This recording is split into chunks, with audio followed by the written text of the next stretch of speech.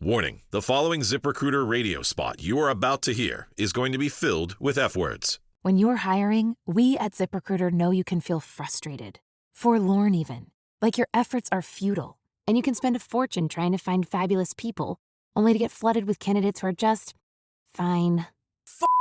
Fortunately, ZipRecruiter figured out how to fix all that. And right now, you can try ZipRecruiter for free at ZipRecruiter.com/zip. With ZipRecruiter, you can forget your frustrations because we find the right people for your roles fast, which is our absolute favorite F word. In fact, 4 out of 5 employers who post on ZipRecruiter get a quality candidate within the first day. Fantastic. So, whether you need to hire 4, 40, or 400 people, get ready to meet first-rate talent. Just go to ZipRecruiter.com/zip to try ZipRecruiter for free. Don't forget, that's ZipRecruiter.com/zip. Finally, that's ZipRecruiter.com/zip.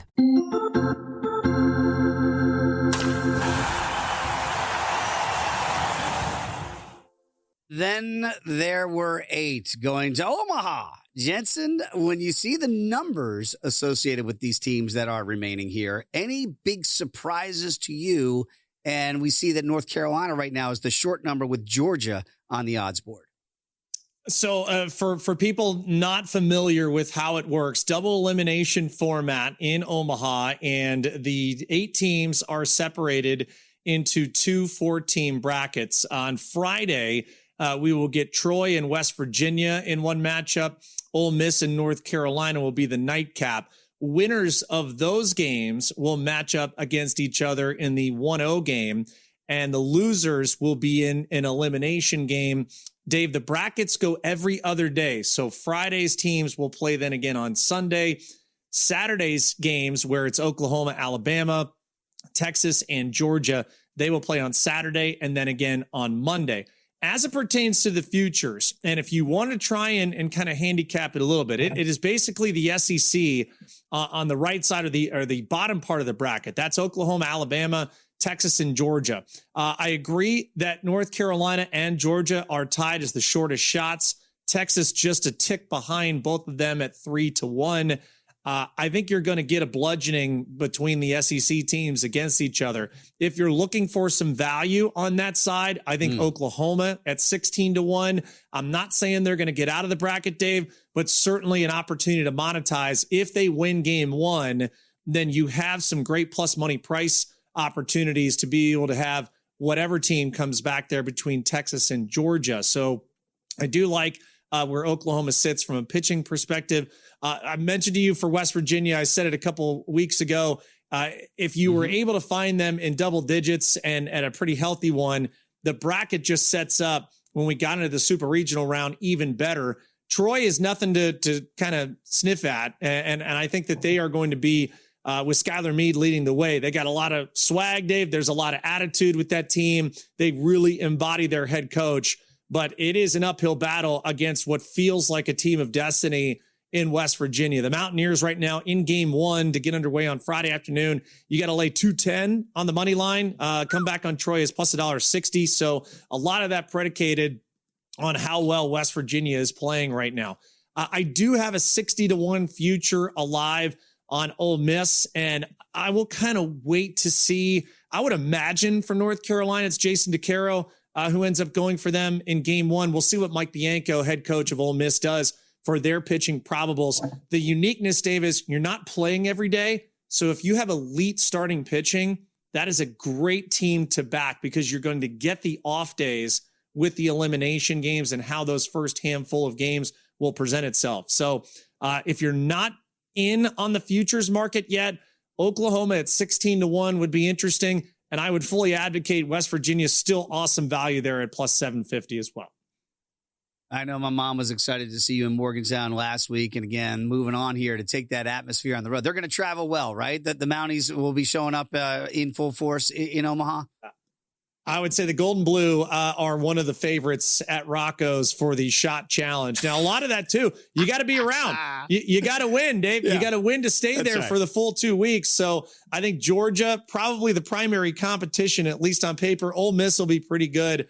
But, man, no LSU, no Arkansas this year. I would say West Virginia, a very nice consolation prize for business there at Rocco's across from the stadium. Almost heaven indeed. Let's get to the Major League slate here. And the Yankees, it feels like all these games are, of course, they're important. We talk about it all the time that the games in April mean the same as they do in September. And now we're in June, and you don't have Aaron Judge for a while, and you get one on the road yesterday in extra innings here of the Pinstripers. And now you get Garrett Cole back in the bump here today. So early returns for Garrett and his return a little bit bumpy here, Jensen. What do you expect to make out of the right-hander for today and going forward? I don't have a real feel on where this Guardians-Yankees game is. If I were leaning one way or another, just kind of where the numbers sit at the moment, I would say that maybe an over on the total of 8. It was a pretty big shootout yesterday, 7-5, maybe a little bit more run production than anticipated with that pitching matchup, especially with Gavin Williams on the mound with the Guardians. I did get to a couple of places. Let's start with the best team in baseball. The Atlanta Braves on the road in the South Side against the Chicago White Sox. That is Grant Holmes against Isert, who's going to get the ball for the Chicago White Sox. Road favorites really have been kind of par for the course here for Atlanta. They're 19-8 this year as a road favorite. Would definitely be backing them. That's an official play for me, minus $1.40. Atlanta on the road series opener. By the way, my broadcast partner from the regional round, Tom Hart, going to be on the call for that one for Braves Vision with great friend of the program, CJ Nitkowski. So that will be an official play. Braves minus $1.40 at Chicago, playing the White Sox there at Rate Field. I would also, I'm going to be oppo here on Greg Peterson, looking at home underdogs. And Baltimore has been one of the best teams, if not the best. I think they are the best percentage-wise here for the American League side. 10-5, Dave, Baltimore is when they are a home underdog, and that'll be the case tonight, as it will be Logan Gilbert against Trevor Rogers. So I will jump on. I got plus $1.12 at Novig here this morning. Orioles money line against the Mariners. I do like the situational spot for Trevor Rogers to bounce back. I think the Orioles are going to find a way. It was a high-scoring affair yesterday.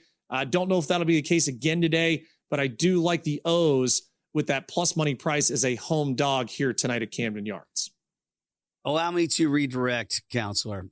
What, as a pitcher, are you looking for to see out of Garrett Cole and, dare I say, Paul Skeens, who's on the bump today against the Dodgers? And this has not been the same Paul Skeens that we're accustomed to. Is there anything? Obviously, Garrett Cole is returning from injury. What are you seeing, or what are you looking for from those two normally guys that we just trust in the marketplace?